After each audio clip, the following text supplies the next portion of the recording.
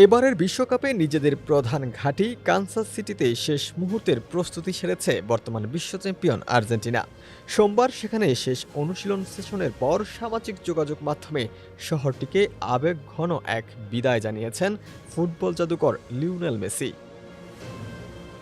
Kansas সিটির শেষ অনুশীলনের 4টি ছবি নিজের ভেরিফাইড ইনস্টাগ্রাম অ্যাকাউন্টে পোস্ট করে আর্জেন্টাইন অধিনায়ক লেখেন, কানসাস সিটিতে আমাদের শেষ অনুশীলন, সবকিছুর জন্য ধন্যবাদ।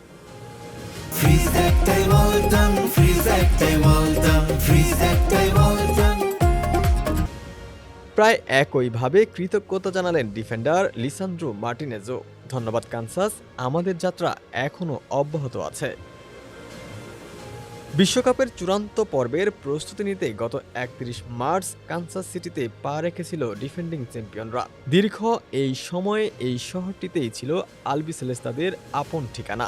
কানসাসের পর্বত চুকিয়ে লিওনেল স্কালোনির শিষ্যরা এখন প্রস্তুত আটলান্টার সংগ্রামের জন্য। আগামীকাল মার্সিডিস বেঞ্জ স্টেডিয়ামে দ্বিতীয় সেমিফাইনালে চিরপ্রতিদ্বন্দ্বী ইংল্যান্ডের মুখোমুখি হবে আর্জেন্টিনা। আটলান্টার এই সেমিফাইনালের ফলাফলের ওপর নির্ভর করছে মেসিদের পরবর্তী গন্তব্য।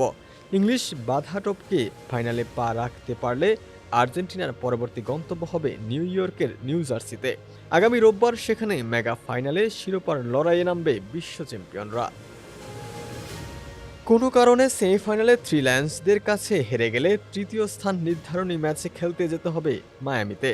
২০২৩ সাল থেকে ইন্টার মায়ামিতে যোগ দেওয়ার পর এই শহরটিতেই সপরিবারে স্থায়ীভাবে বসবাস করছেন ৩৯ বছর বয়সী এই ফুটবল মহাতারকা।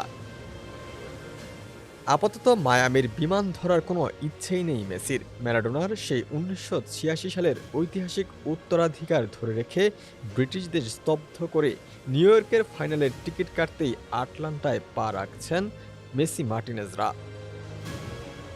ডেস্ক রিপোর্ট, সমকাল।